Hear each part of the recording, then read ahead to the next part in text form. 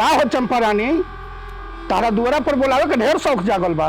जब तारा चुकावे के औकात ना रहे तो का जरूरत रहे पैसा लेला के। ना मालिक, ऐसे ना बोली। अरे हम खाए खातिर थोड़े कर्जा लेने रही। रोज जानते बानी कि हमारे पति के तबीयत खराब रहे, ये चलते हम ले रहे से कर्जा। कारे तोरा जियनी मोनी के हम ठिका ले बनी कि 1 साल से तो पैसा बचा कर रख ले बड़े। मालिक कुछ दिन के और टाइम दिहल जाओ, वहाँ के गइल बड़े बाहर कमाए, पैसा भेजिए तो हम अरोरा के चुका दे। माई है छूट गई बा।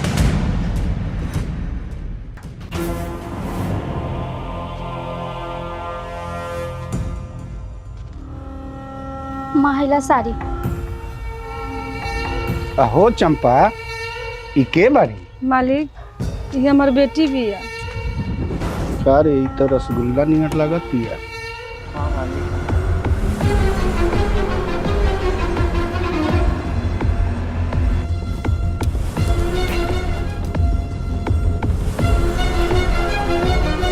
का हो चंपा, तहार तो कर्जा 1 रात में खत्म हो जाए।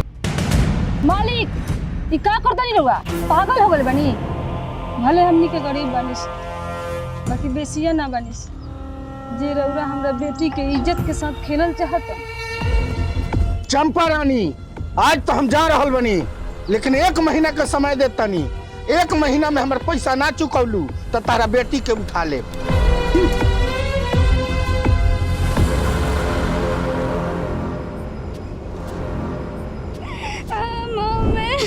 बस कर बेटी, हमनी के किस्मत में यही लिखल बा। ना माँ तू टेंशन मत ला, तार किस्मत हम बदल के रहम माँ, हम मेहनत करम।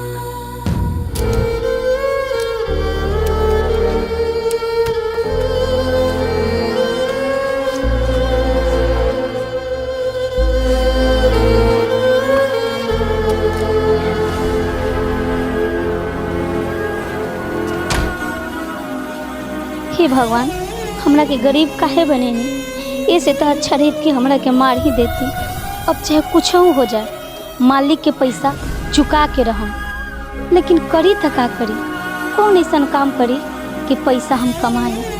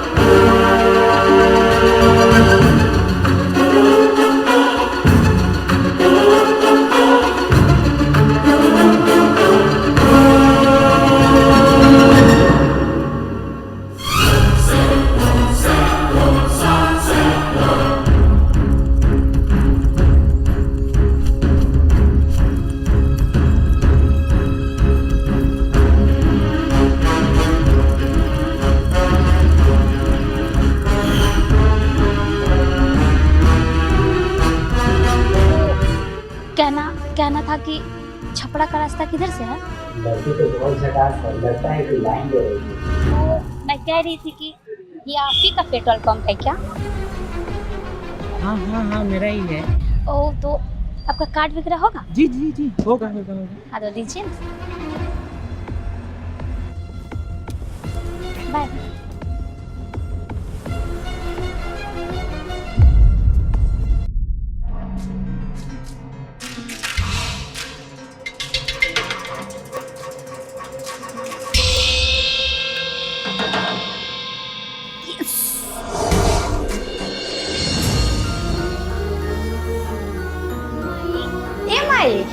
माई ए माई माई का बोल बेटी? माँ अपन हाथ खोला ना।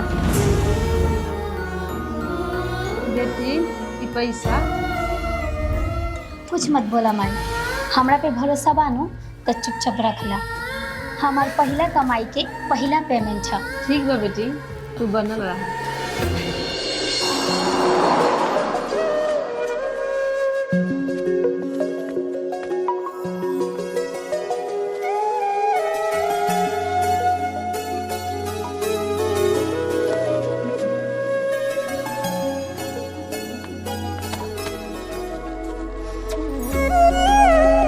सुनिए।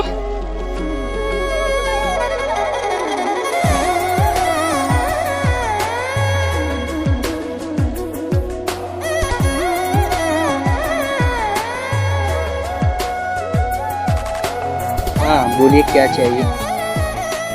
वो मुझे फूल चाहिए।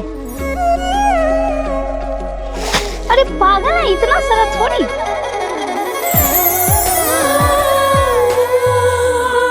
अरे यहाँ इतना बड़ा दुकान का मालिक है, अगर ये फट जाएगा तो पैसा ही पैसा होगा। सुनिए ना, इसमें से 2 पीस दे दीजिए। अरे 2 ही पीस है, लेके जाओ। अच्छा, मेरा तो पर्स घर पे ही छूट गया। अच्छा सुनिए ना, कितना पैसा हुआ? कितना दे सकते हो? बस पागल। अच्छा छोड़ो, 300 दो। अच्छा ठीक है, देती हूँ। ओ मम्मा, मेरा तो पर्स घर पे ही छूट गया। सुनिए ना, आज रहने दीजिए, मैं कल आकर के ले जाऊंगी। हेलो, इसको लेकर आप जाओ, ठीक है? मैं पे फोन नंबर दे रहा हूँ, पैसा आप डालो। ये तो मुर्गा खुद हलाल होने आ रहा है, इसको तो मैं नहीं छोड़ूंगी।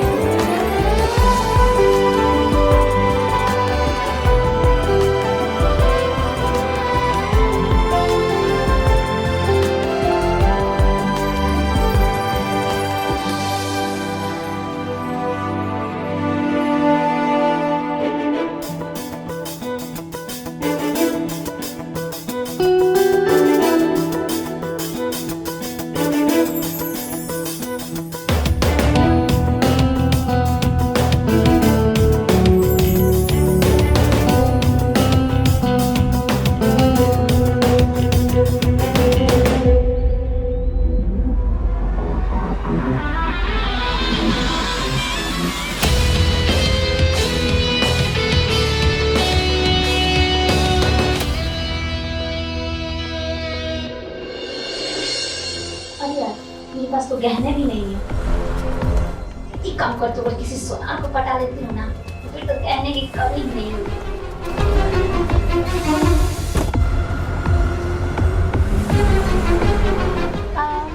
मुझे एक हार दिखाइए।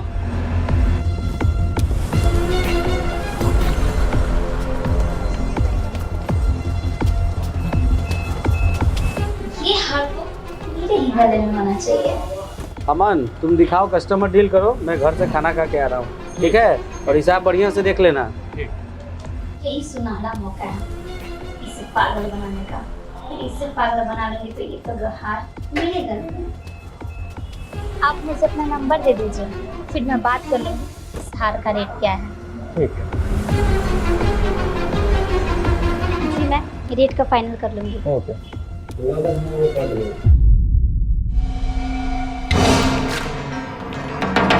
मम्मी, अरे खुशबू, बड़ा खुश लगा तारू, का बात? अरे मम्मी, पहले तो अपन आँख तो बंद करा, फिर हम सब बताओ तनी। अच्छा ठीक बा।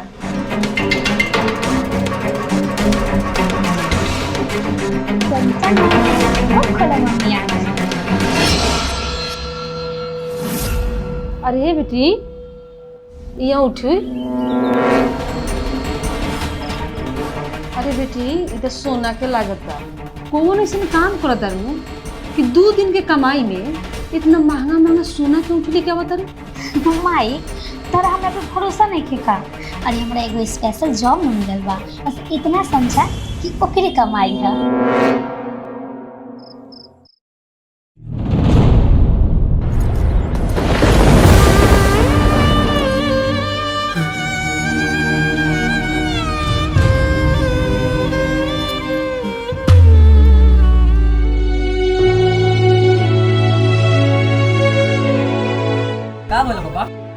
ए बेटा तोरा मम्मी के बहुत तबीयत खराब बा, 4 आदमी हमनी के मिल के हॉस्पिटल में भर्ती करा के आवता।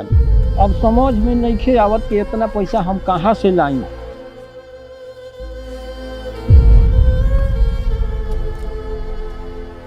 पापा गैया बेच दो। हाँ बेटा सही कहता रह।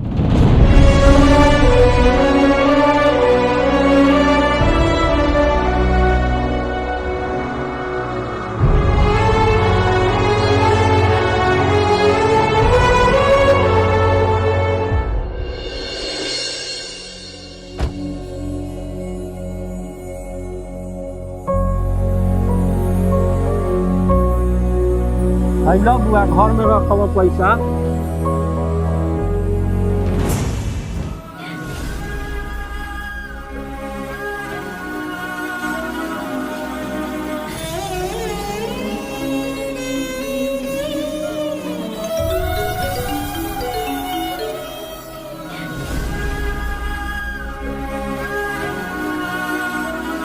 बाबू 40 रुपए की मुझे जरूरत है, प्लीज कर दो ना।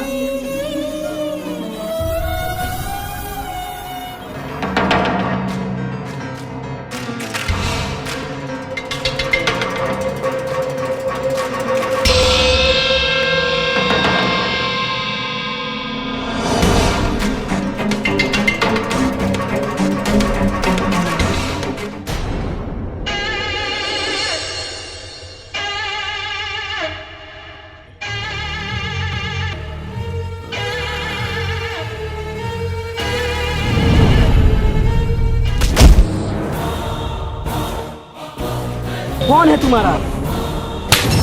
बोलो ना क्या हुआ? ओ मैं समझ गया। तुम्हें तो हम देख लेंगे।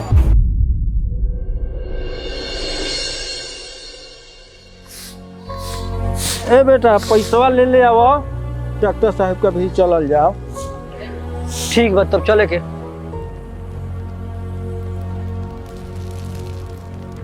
पापा पैसा नहीं खेलोगे तो पैसा कब है? कहाँ पैसा नहीं के मिलो? पापा पापा पापा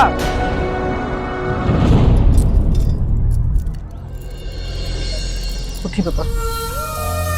पापा रो टेंशन मत ली, हम बानी नु। अपना मालिक से पैसा लेके हमनी का चला जा माई की इलाज करा ली जाए।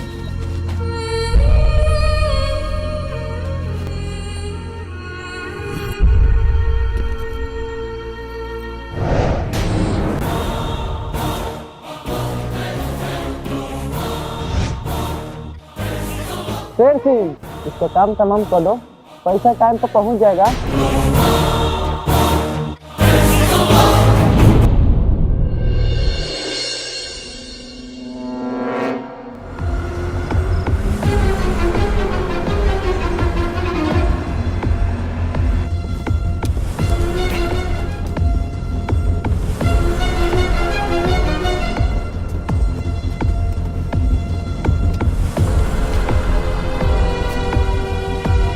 डॉक्टर साहब मेरी बीवी का कैसा तबीयत है? आप लोग टाइम पर पैसा जमा करते नहीं हैं, टाइम पर दवा ना मिलने के कारण मरीज का हालत बहुत गंभीर है। जा करके ऊपर मरीज को देख लीजिए। ये आपका अभी तक का बिल है, काउंटर पर पैसा जमा करा दीजिए।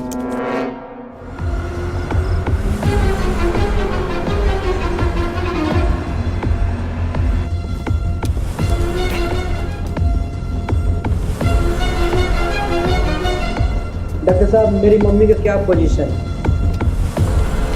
क्या हुआ डॉक्टर साहब, आप कुछ बोल क्यों नहीं रहे? समय से दवा ना मिलने के कारण ब्रेन हेमरेज कर गया पेशेंट को। पापा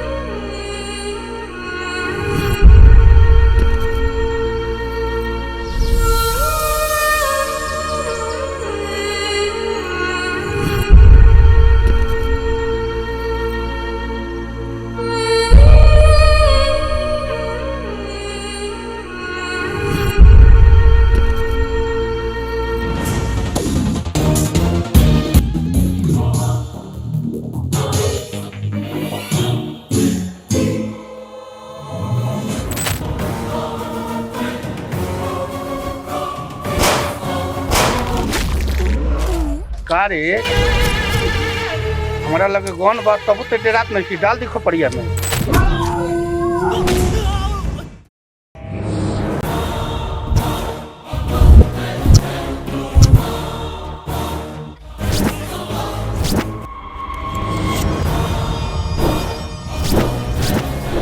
कौन हो तुम?